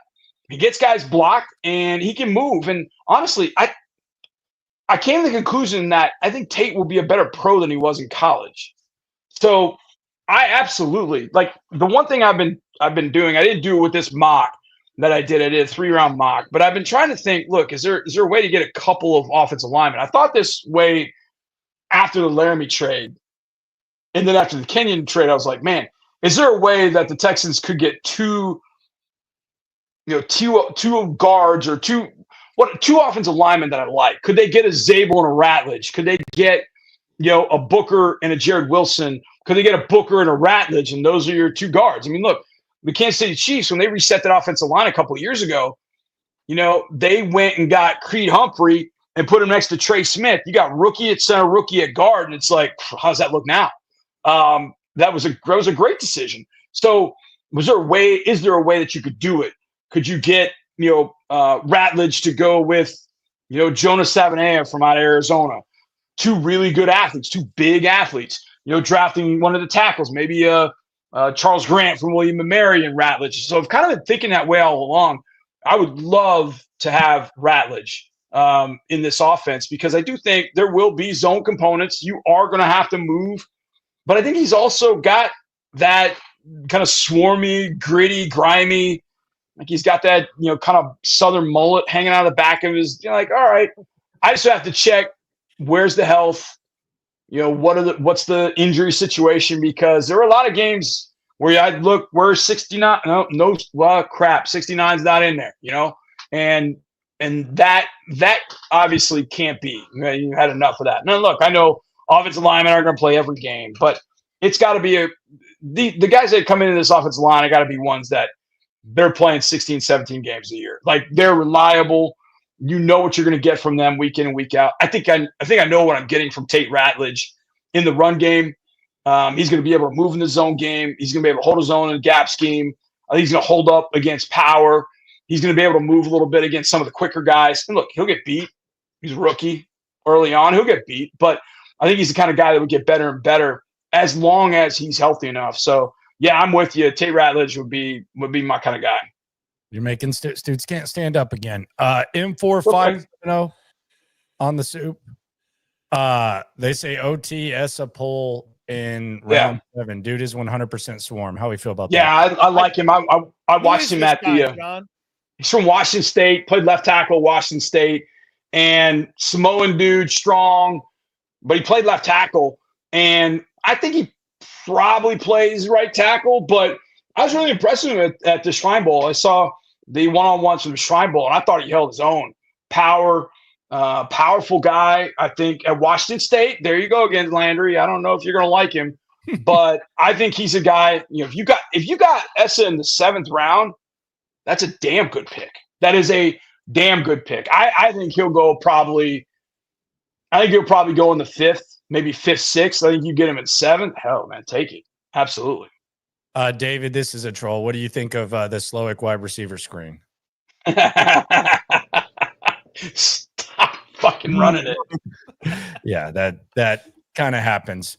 So when are the Texans going back to the running backs? Are they kind of in no man's land in that some would say 25 too early, and then at 58 you're kind of, I mean, you might be out of luck, because I think that running back run is eventually going to happen. So is that kind of a but I like that secondary run too, Landry, that you can go, because in my mock at 89 I ended up taking Dylan Sampson from out of Tennessee. He's SEC Offensive Player of the Year. He's got a ton of speed. I mean, you give him an opening, he's gone. Not much wear and tear. He actually went to the same high school as the Reed brothers and Landon Collins. Yeah, so I like this guy, and I think he's a guy you could probably get at 89. I like Cam Scatterboo, but I know what I'm going to get with Cam. I think Cam's a better athlete than people think, but I think his running style is just hammerheadish. Yeah. Bayshell Tootin out of Virginia Tech. He's got 4.3 speed, but he fumbles a damn ball. Yeah. But I think I like the group of running backs, even 89 and beyond. Now, the tough part is a lot of these guys from 89 to 166 are gonna come off the board at that point. I think Brashard Smith probably comes off the board from SMU, gives you a lot of receiver qualities. The guy that I really like is RJ Harvey from out of UCF. And I think he's probably going to go in that 110 to 120 range. You miss out on a guy. Jarquez Hunter from Auburn. For some reason, don't ask me why, I have felt like Jarquez Hunter was going to be a Texan from jump, and I don't know why. But I think he's in that same range. DJ Giddens is probably in the 100 to 110 range. You know, a guy like Taj Brooks, I think, is probably 140 to 150. So a lot of the guys, you're going to end up probably those running backs in that kind of next group you may miss out on. But you might have a guy that falls for some reason that you got to, okay, why did this guy fall? Did Trevor Etienne fall to us because people are worried about the background? Or does Trevor Etienne go where he should go, which is probably in the 80s? So I think you might, if you are going to go running back, because you've got this gap from 89 to 166. And that's why I don't mind moving down with that 25th pick, because I would really like to have a pick at 110. And that to me, if I had a pick at 110, I probably would feel more comfortable with taking whatever best player available I could get at 89, and then eyeing up a running back, maybe looking at, an athletic safety that could come in. I know the secondary's got a lot of love. I get all that. If I haven't taken a defensive lineman at that point, maybe that's a point at 110 where I get a CJ West from out of Indiana. Somebody like that I could look at would be a really, steal at that particular point. Jamari Caldwell from Oregon. But I've got that big gap. So I think that's going to be tough. But I think that's where kind of that secondary sweet spot for running backs with Jarquez Hunter, DJ Giddens, Trevor Etienne, RJ Harvey, Rashad Smith. I think that's where that happens. So if they do want to look at running back, I think it might be 79, 89. If they wait till 166, obviously the options are going to be much more limited, but I still think there's opportunity for Woody Marks from USC, who I really like. I like Woody Marks. Tough dude he's at Mississippi State. He's playing on one leg, and they couldn't get him out of the game. So I just think there are options in this running back room that you still can get, but just not quite. If I had to pick at 110 or I had to pick at 120, maybe I get a Devin Neal from Kansas. Maybe I can get RJ Harvey to fall to me at that particular point. So Ja'Cory Krosky-Merritt from out of Arizona, I think is being slept on. I love him at New Mexico. So that's where I'd like to have that opportunity to take. If I'm taking a running back, I'd like to be in that group from 89 to 166. So, Nick's worked some magic before, so maybe he'll do it again and end up, moving 25 down to 31, trading with the Chiefs maybe, and then picking up some of that fourth round lanyap, if you will. But that's where I'd like to see them, if they were going to do something, do it at that spot. Man, I got to get me a Judkins or something like that.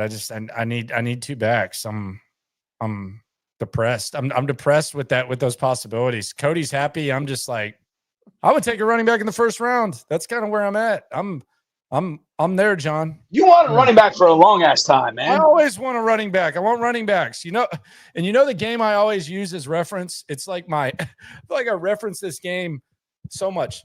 2018 AFC Championship game, January 20th, 2019. Sony. That's your boy Rex Burkhead. Rex Burkhead, 2 touchdowns. Sony Michel, over 100 yards, first round pick. James White, 60 yards receiving, 200 yards of total offense, 4 touchdowns from your running backs. You know who your number 2 wide receiver was on New England? It's Kevin Hogan. They made up for the lack of receiver talent at running back. Chris Hogan, my God. Hogan. It was Kevin Hogan. The quarterback from Stanford. Stanford God, he sucked.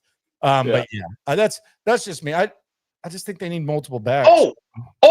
And who was the tight ends coach for the Patriots that year? It was Nick Caley, man.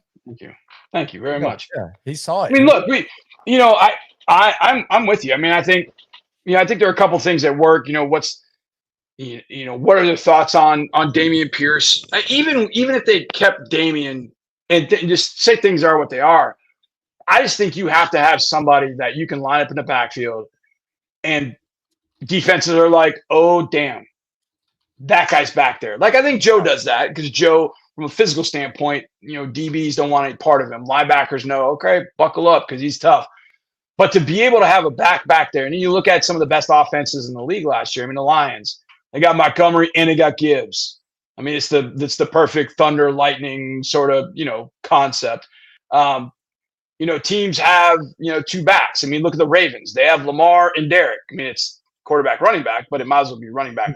So Justice Hill comes in there and changes it up a little bit. Even Smallwood with the Eagles, they come in there. You got it. He's out there. Yeah. I mean, the teams like the Eagles and the Ravens, I mean, their second best running back is their quarterback, or in some cases, for a long time, the Ravens' best running back was their quarterback. But then you answer with, at the time it was Gainwell. Now you bring in some other guys. So I think I don't disagree with you about running back at all. I really don't. I feel like there are some other players at positions in which they've struggled that I think would matter a little bit more. But if I told you at 89 you're getting Dylan Sampson, like, I'm happy with that. I'm real happy because that does give you kind of a thunder lightning concept with a guy that doesn't have a lot of tread off the tire, and was very productive in the best conference. He's got some very slippery. I mean, he gets past the first level, boom. See ya. And I mean, it wasn't until this past year in 24 we actually saw runs beyond 8 yards in the line of scrimmage. Joe had a couple long ones, and Damien had a couple long ones. I'd like to see a little bit more of that. I'd love to see them used a little bit more in the screen game. That was successful at times with Joe, but Joe created a lot of that on his own. Man, what if that ball is Dylan Sampson? The dude runs legit 4.4. Man, that gets fun. So, yeah, I'm certainly not. I think this thing has swung back a little bit towards the running backs, where oh no, you got to get as many receivers as possible. It's a passing league, man. You got to have all the receivers possible. And I think, as always, it kind of flips back. Like, wait a second. I think now lighter boxes, lighter defenses. Okay, we can run the ball a little bit more. All right, let's pound. Let's run. Let's put Derrick Henry with Lamar Jackson. Let's get Saquon and put him with Jalen Hurts. Let's put two backs in the backfield a little bit more. Let's use the two guys we've got. Let's do what the Lions do. Let's draft Jahmyr Gibbs in the first round. I think things kind of swing back, and it's not surprising. And I think you want to be able to capitalize on that. And again, offense coordinators, we want to be balanced. We want to be balanced. Man, hey, these offense coordinators are full of it. Most offense coordinators I don't care about balance. Score points. Right.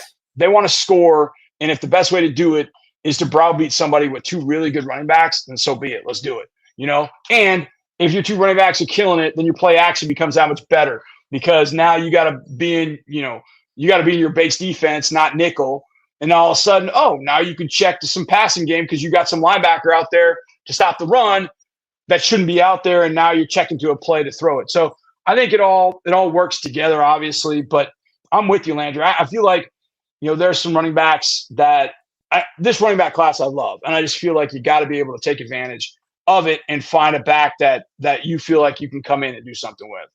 I want two. I want a really good one, and then I want a new Dare. I want somebody. I want somebody who comes in there and just does the Dare stuff right away. Like Smith or Blue that can kind of be like a de facto receiver. I take Smith or Blue. Absolutely. Absolutely. I mean, if you told Jaden Blue, like, look, you're going to play on third downs, you might catch 30 passes, you might get 50 carries for the year, but at least 3 of those are going to the house, or huge, massive chunk runs or chunk plays. What this offense has been missing. So you can give me either one of those. And the thing is, if you ever got trouble with, say, Brashard Smith, like you had receiver issues, you just line that sucker up in the slot and play him in the slot, because that's what he did in Miami. He played in the slot, turned out, went to SMU, turned into a running back that was really good catching the ball in the backfield. So I feel like the team speed at running back, the more team speed you have there, the more difficult it makes it, because your matchups are that much more tough to try and handle. I wouldn't mind even like if you went to later rounds, like LaQuint Allen from Syracuse. I think he's a guy that would fit, swarmy, good hands, tough, really good pass protector. So a guy like LaQuint Allen, I wouldn't be opposed to, but I think there are a lot of options at running back, but those are two. I think because of the passing game and the speed, I think you could sign me up for those two for sure. Johnny, I want to do some quick fire deep cuts. So okay. I'm just going to fire some names at you. Just give me a little bit on these guys. Okay. Pat Bryant, Illinois. Oh, I like him. Jacksonville kid. Senior Bowl. There's nothing really elite about Pat Bryant at all, other than the fact that he competes his ass off. He catches everything thrown his way. And he's good size, good physicality. I like me some Pat Bryant. You could give me him on day 3. I'd be happy. Wide receiver Nick Nash, San Jose State. Now, he's interesting because he's not fast, but he is lanky. But he's got great ball skills. And I really like his hands. Very, very productive at San Jose State. I think he'll struggle with the physical part of the game early. But if he can figure that out with his releases, he can find his way into zones, and you can just throw the ball anywhere near him. He's going to catch it. Great catch radius.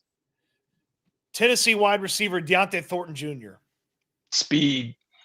Just go route, which limits to me where you end up drafting him.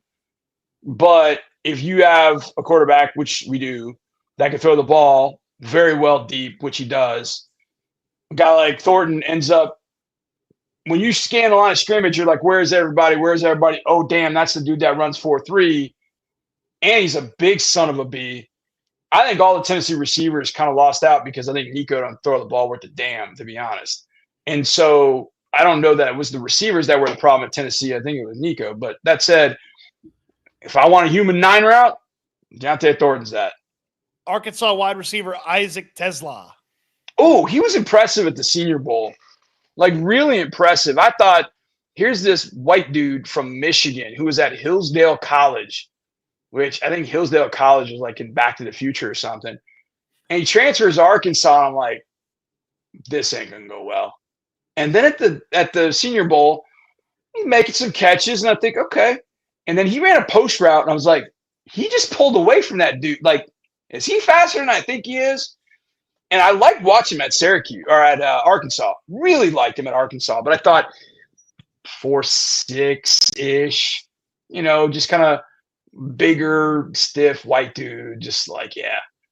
But I walked out of there thinking, this dude can play. I think he ends up going on day 3 because there's so many different receiver options. But that's a guy for the Texans. If he's on the board round 6 or 7, like, he becomes an athletic pass-catching Ben Skoranek. Sign me up for that. Give me the race card. Give me the race card. Give me the race card. I just did it. Yeah. I just absolutely did it. Yes. You did. We cross-racial comparisons if you so choose. I'd like to think that I'm not that guy. Like, I get away from that I definitely have done a good job comparing black guys to white guys, etc. But let's be honest. Most white receivers are slow, so it's kind of easy. Like, it actually makes sense too, if we're being completely honest. That's went out there and rattled off a 4.4 at the combine, so I don't know about slow. Okay, not slow. Logan Brown, Kansas tackle. Don't love him. They've talked to him a couple times. Yeah, they talked to him. I mean, I think he's a day 3 guy. And I say this about offensive linemen. I don't think there's really anything that I would go, yeah, he's long, he's quick, he's fat. He got guys blocked. I mean, and I know that sounds kind of blasé, but I just didn't get really excited about him when I saw him at the Senior Bowl. I in fact think the guy on the other side, Cabledew, at Kansas, I actually think that I was more impressed with him than I was Brown. But I think if you ended up getting a guy like Logan Brown, because he's a tackle, I think he's going to play tackle. So I wouldn't mind having a young, day 3 guy at tackle in round 4 or 5 if I had picks in those rounds that maybe couldn't start right away, wouldn't play right away, but you could see some potential in a year or so that guy could step in and give you some value. Kind of your Derek Newton, if you will. Derek taking the 7th round a year later, that dude is starting at right tackle and ended up being a really quality tackle for you before he got hurt. So, I think Logan Brown could end up being a guy like that, where I don't think he'd start right away, but I think he stays at it, stays with the program. I think in a year or so, he can end up being a starter in the NFL. One more for you on the deep cut. And I say this one specifically because of who is already on the team. The big fella from Rutgers, Holland Pierce. Trent Brown's on the team. You just have Trent Brown. Hey, follow that guy around. Learn how to play as a big guy. Yeah. There are people that like Pierce a little bit more than me. He just came and maybe it's, I don't know. He's so big and he just doesn't, I don't want to say it was too big, but I just never got the feeling that he was going to be able to block NFL guys effectively. But there are people that I've seen people that have him rated, relatively higher than I do. So, and I also admit he's another guy that, because of that, he's one of the guys that I've wanted to go back and watch. Like, Holland Pierce is one of those guys from Rutgers I want to go back and watch. Like, all right, did I not give the fair shake the first time? Did I just kind of get lost in size? And so I want to go back. I've got a couple games from my film department of Rutgers and go back and watch him and see what he looks like. So there are a few guys that I know at the end I've got to go back and definitely do. And he's one of them from Rutgers. And ironically, the corner from Rutgers, longer beam, I want to look at too. I don't think the Texans look at him, but you got to be prepared for everything with this team. There's someone on the chat asking about Cameron Williams. You don't want to hear what John Harris has to say about Cameron Williams. We'll just move past that. I've heard this 20 times. We don't need to talk about Cameron Williams with all John Harris. But I'll tell you this, Landry. It's funny because after you and I talked, I was like, you know what? I had the Ohio State-Texas game on my Surface, and I was like, that dude is enormous. He is long. He is lanky. And every third or fourth rep, you're like, yeah, that's the way it's supposed to look. And then you're like, how did Jack Sawyer beat him so badly? How did that guy beat him so? It's too. And now look, he's 20-ish, 20 maybe. You should have stayed in school, man. You probably could have made more money. You probably could have made more money for one more year, my friend. If he stays in one more year, he probably moves over to left tackle. I know they've got Gooseby there. Yeah. But I think Gooseby should be right tackle. Move Cameron over to left. Let him play left. Let him show everybody he can play left. And he ends up being a top 50 pick. I think he's going to end up being a top 100, maybe go at the bottom of the third round, maybe on into day 4, just because, he's a project. But how many coaches in the NFL now are like, I'm on a 7-year deal. I can let this guy grow and get better, So if the Texans didn't look, if Cameron Williams was the pick at 166, I'd be like, hell yeah, that's a great pick. That's a developmental pick. Like, okay, I like that. Let him come in and compete and grow and learn the way to do it. He's only 20 or whatever he is. A lot of people want Cameron Williams to be the pick at 58. I'm like, no. That's crazy.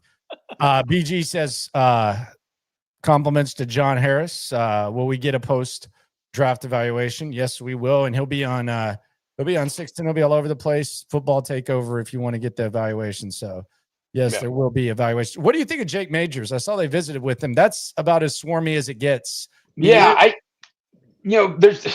there is nothing when you look at Jake Majors and go, holy cow, that dude's hot. As we, warm-blooded Americans, we see somebody of the opposite sex, we're like, damn, she's fine. I don't look at, when I look at Tyler Warren, I see that. When I look at Ashton Genty, like, yeah, man. Whoa. I don't look at Jake Majors and go, but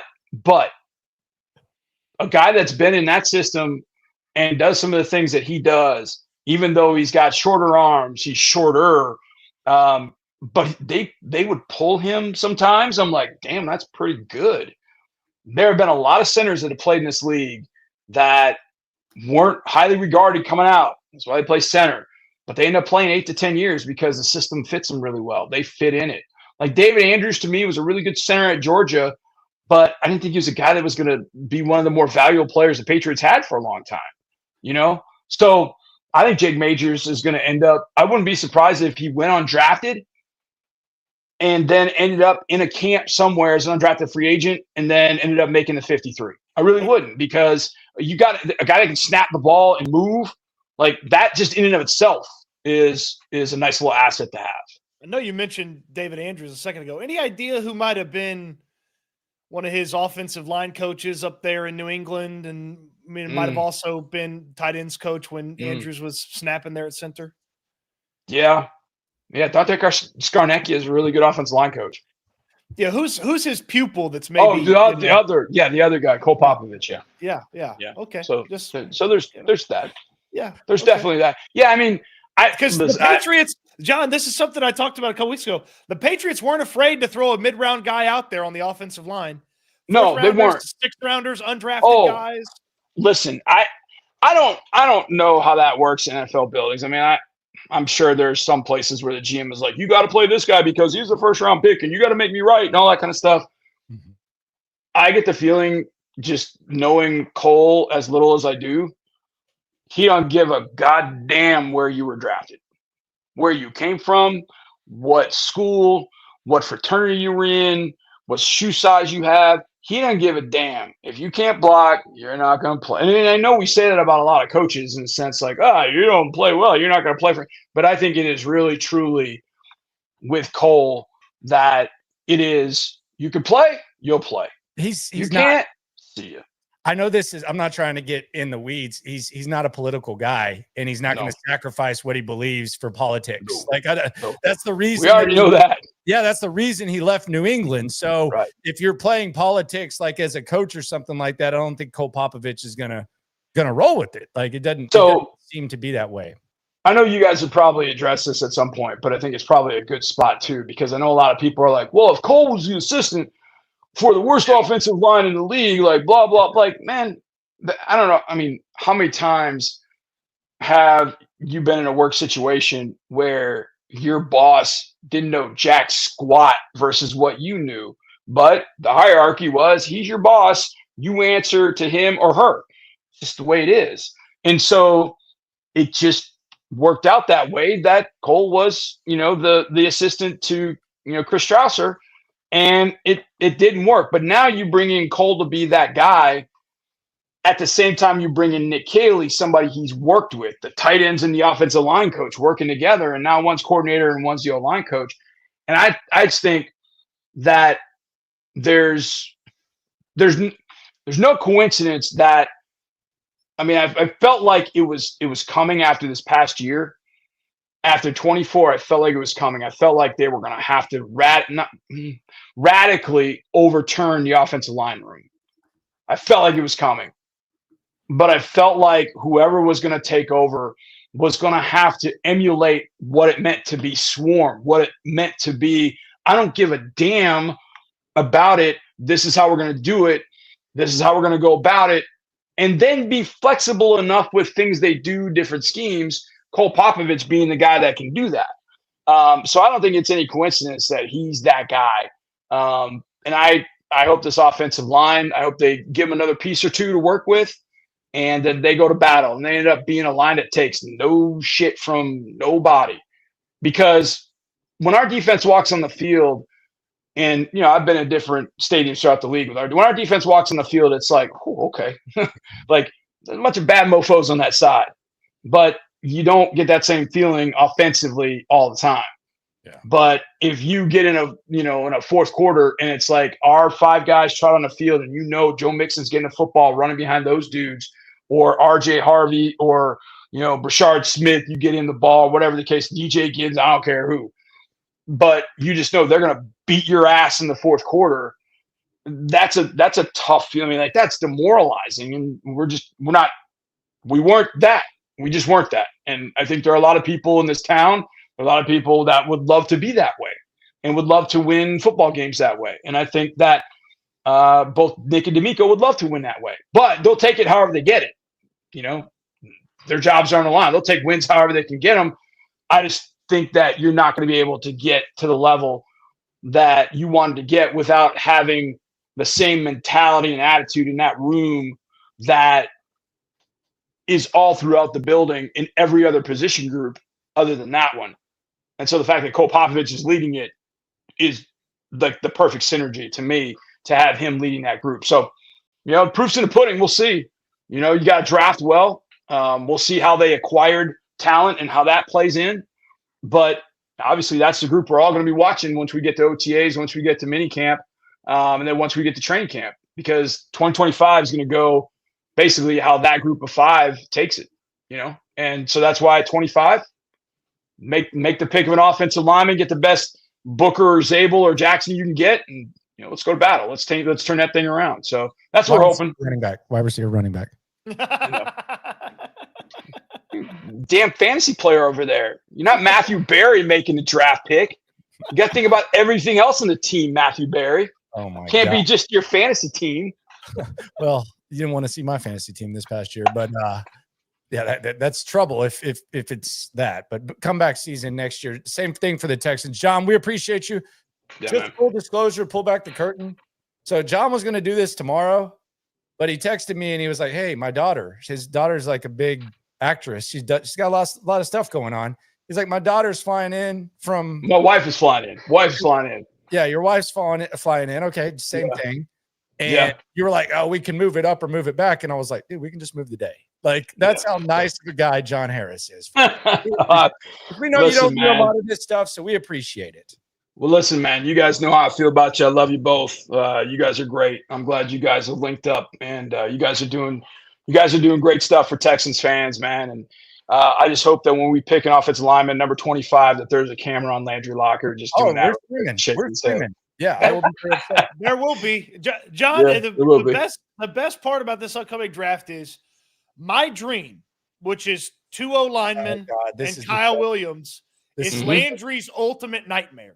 Yeah. It's like, so it works out great. So yeah, that would be my dream. If you ended up with, let's say you got Booker and I don't know, you got Booker and you got Ratledge. Let's say Ratledge. And then you got Kyle Williams. Oh, you're speaking to my dreams, John. Landry's dying. Landry's We dying. can make it work. We can make it work. The only way to make it work would be Jaden Blue at pick 89. I don't know, man. That's a little high. I think he's probably in the 110 to 120 range, but it'll get interesting for sure. So yeah, it's funny, the irony. My wife is flying in tomorrow, but at 5:30 Pacific time tomorrow morning, my daughter is shooting her first speaking role in a TV series called Monster. And so she's going to be shooting in LA at 5:30 in the morning. And apparently she dies. So I'm curious how long that goes.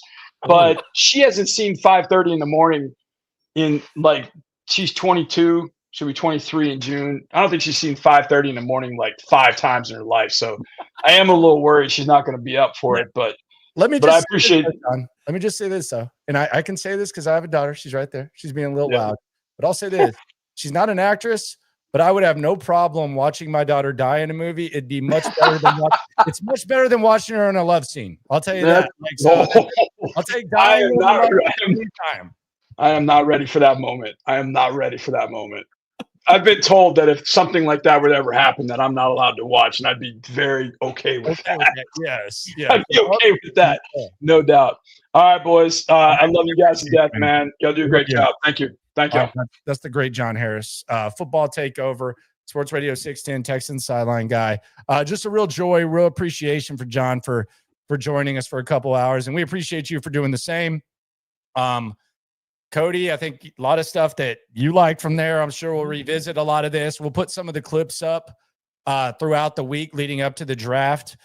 We got a lot. We got the receivers. We got Booker. We got Ibuka. We got the dream scenario, Simmons, O-line. We got a lot of stuff. So we got you covered. We appreciate you for rolling through. And locker room at 10:30, it's going to be Caserio reaction. Caserio, God, that was a large salad. It was almost a Olive Garden size salad that Nick Caserio laid out. But there was a little bit of that grated cheese, a little bit of that crushed pepper in there. So I'll get to that. Like a whole black olive. Yeah, it's just you're not an olive guy. You hold olives, but anyway, got flavor. You don't like it. Appreciate y'all for coming through. 2 streams today on S&L, 400 plus. The Draft Superstream is what we look forward to on Thursdays and Fridays, or Thursday and Friday. And then don't forget to join us at the party on Saturday, day 3, 11 o'clock, Karbach Biergarten. We got you covered. So April 26th, Karbach Brewing. We'll see you there. Appreciate y'all for coming through. Subscribe, like, right along. Always remember, when it comes to this Texan stuff, we're all in it together. Eat good, sleep good, be good. We'll talk Texans again soon. Thanks for watching, everybody.